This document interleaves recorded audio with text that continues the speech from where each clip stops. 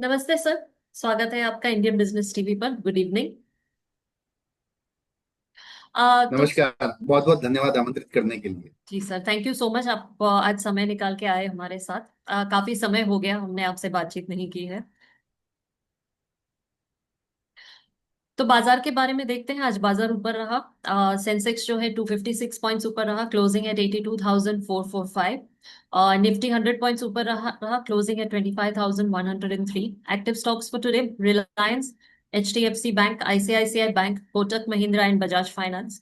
Top five gainers for today: Jio financial, Kotak Mahindra, Bajaj finance, Trent and Axis bank. Top five losers for today: Eternal, ICICI bank, Titan company, M&M and Adani ports. US market भी bullish है, कुछ घंटों में खुलेगा। Europe हल्का सा नीचे नजर आ रहा है। ईस्ट भी बुलिश है, जापान, हांगकांग। तो ओवरऑल एक बुलिश ट्रेंड नजर आ रहा है बाजार में। सर, आप कुछ कहना चाहेंगे मार्केट के बारे में?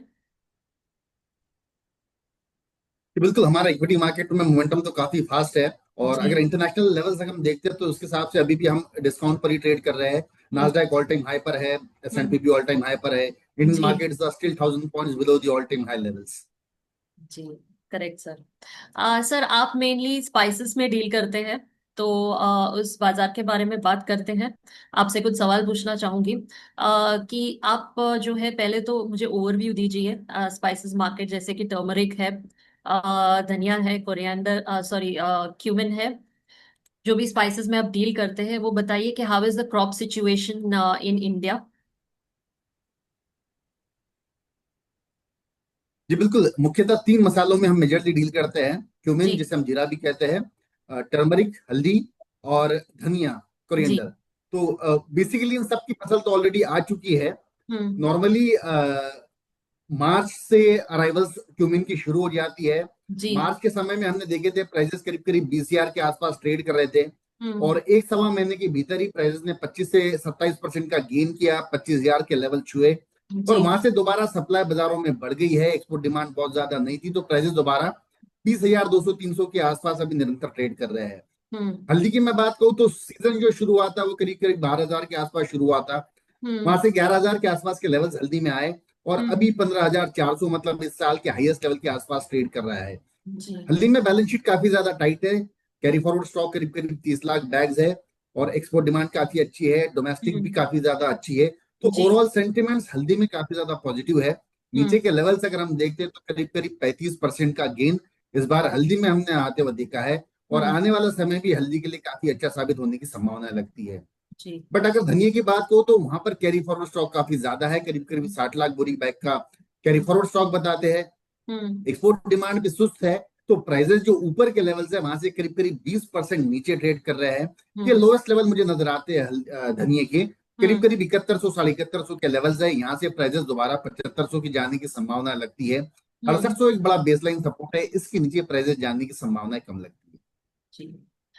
ये सीजन, अपकमिंग सीजन कैसा लग रहा है आपको, रीसेंट जो मानसून पैटर्न्स है उसको देखते हुए? जीरे की अगर बात करें तो सप्लाई काफी ज्यादा है, उसके अनुरूप डिमांड थोड़ी सी कमजोर है। तो मुझे नहीं लगता जीरे में बहुत बड़ी तेजी को बनने की संभावना है। यहाँ से कि 700 या 700 रुपया बढ़ता है तो मुझे लगता है बिकवाली की सलाह होनी चाहिए। डाउनसाइड हमें लगता है दोबारा 19,000 200 के लेवल्स जीरे में दिखा सकता है। हम्म। हल्दी एक स्ट्रॉन्ग काउंटर मुझे नजर आता है। मुझे लगता है हल्दी करीब 14,800 15,000 के आसपास खरीदारी करके ऊपर में 18,000 के लेवल्स हल्दी इस सीजन के एंड तक दिखा सकती है। I mean probably December and तक दिखा सकती है। और हम्म। धनिया की बात को तो वैल्यू बाइंग के तौर पे मुझे लगता है कि धनिया जरूर निवेश करना चाहिए। हम्म। 7,000 7,100 का धनिया काफी आकर्षित भाव है। यहाँ पर जो भी इन्वेस्ट करेगा कम से जी। कम 20 से 25% रिटर्न निश्चित तौर से मिल सकता है। हम्म। जी। क्लाइमेट चेंज जो है वो एक विषय बनता जा रहा है। तो जो वेदर कंडीशंस है, जैसे कि कभी भी बारिश हो जाती है या कभी बारिश नहीं होती है, तो इसका असर क्या होता है इस कल्टीवेशन पर? और क्या मेजर्स लिए जा रहे हैं? इस फार्मर्स के लिए ये एक बहुत बड़ा रिस्क है, तो उसके लिए क्या किया जा रहा है? जी बिल्कुल, अनइवन रेंज जो होती है ये क्रॉप के लिए डैमेज ही करती है मोस्टली। बट हम्म। अभी इतनी रेसिडेंट क्रॉप आज अपनी सीड आ चुकी है कि हम्म। वो प्लांट को सस्टेन कराने का पूरा पूरा प्रयास करती है। सेकेंडली फार्मर्स भी काफी ज्यादा अभी जागरूक हो चुके हैं। वो भी वेदर कंडीशंस को मद्देनजर रखते ही अपनी सोइंग और हार्वेस्टिंग का प्रोसेस पूरा करते हैं। तो हम्म। कुछ हद तक के गवर्नमेंट इसमें काफी इनके लिए सपोर्टिव रही है। जो हम्म, वेदर का इनको इन्फॉर्मेशन बार बार मोबाइल के थ्रू या फिर उनके सारे चैनल्स के थ्रू प्रोवाइड करती है, जिससे किसान भी सजग रहता है। लेकिन weather still is a condition where in nothing is in a hand.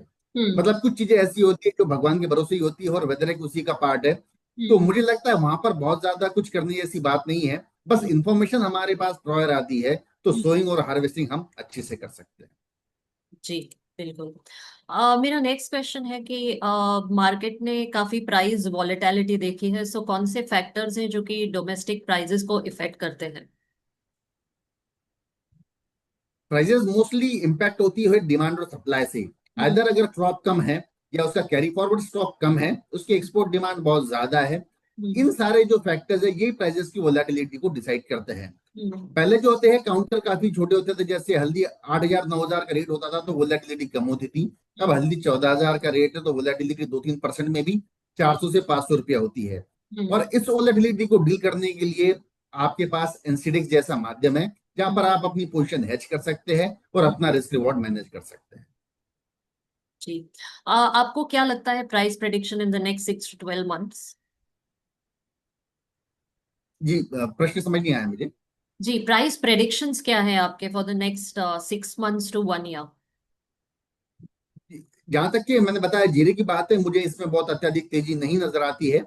जी। अगर किसी के पास पोजीशंस है तो मुझे लगता है कि कहीं 21,000 अगर जाता है तो जीरा शॉर्ट करके चलना चाहिए। हम्म, डाउनसाइड मुझे 19,200 के लेवल्स लगते हैं।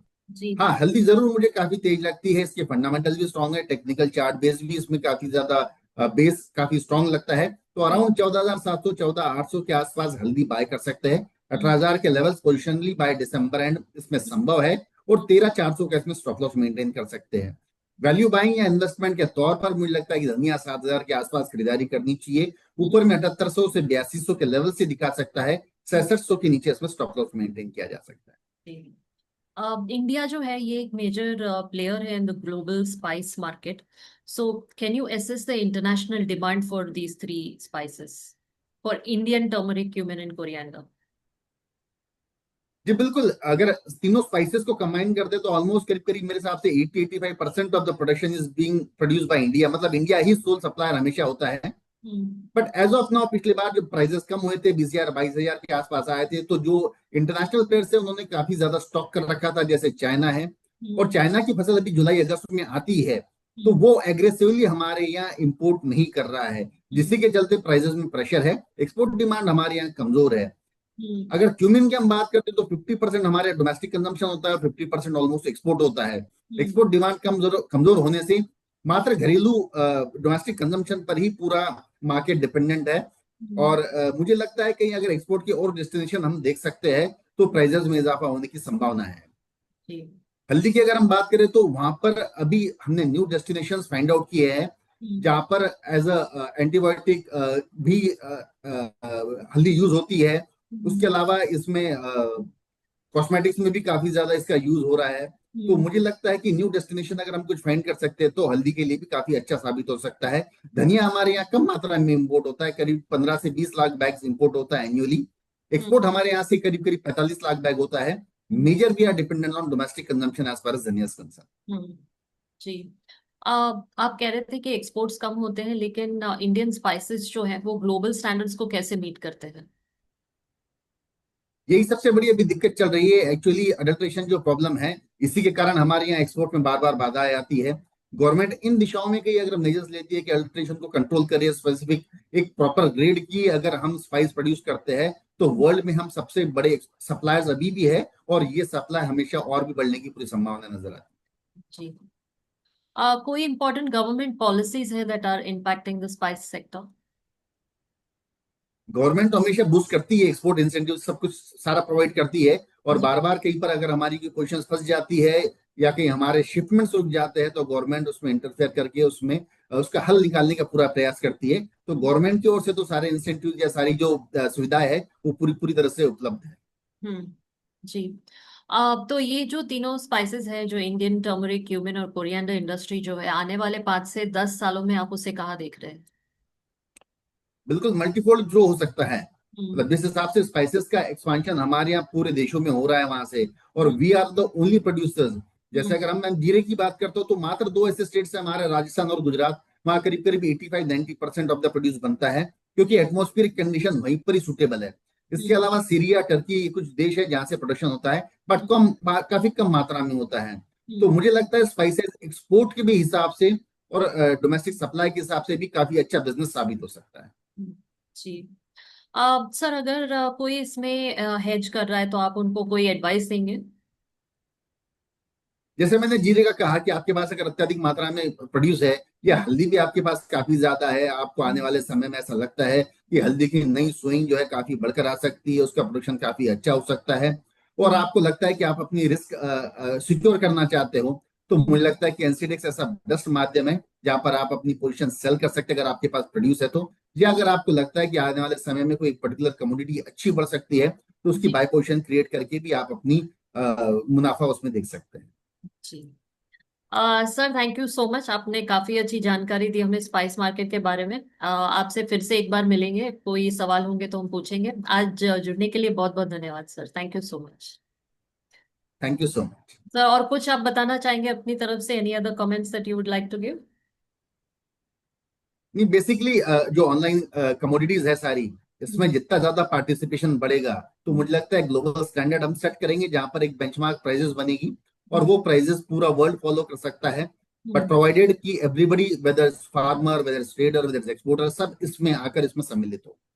चलिए sir, thank you so much, समय निकाल के आप जुड़े हमारे साथ। थैंक यू सो मच, नमस्ते। Thank you.